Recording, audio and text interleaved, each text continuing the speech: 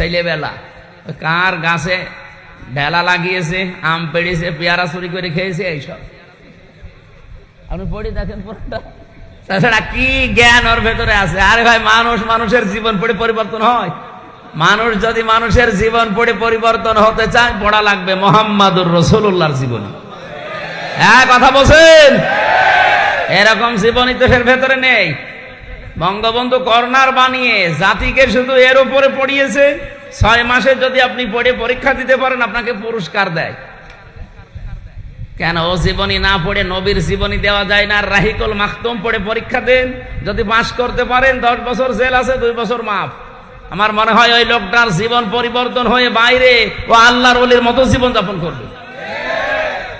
অথচ জেলখানার মেন গেটে লেখা আছে এটা জেলখানা নয়, এটা কারাগার নয়, এটা সংশোধনাগার। কিসের সংশোধন? ওখানে গেলে মানুষ আরো খারাপ হয়। কারণ আমারে প্রথম দিন নিয়েছে, যার সাথে রেখেছে, যেই কয়টা মানুষ 7 জন, এই 7 জনই হয় বাখর না ডাইলখোর।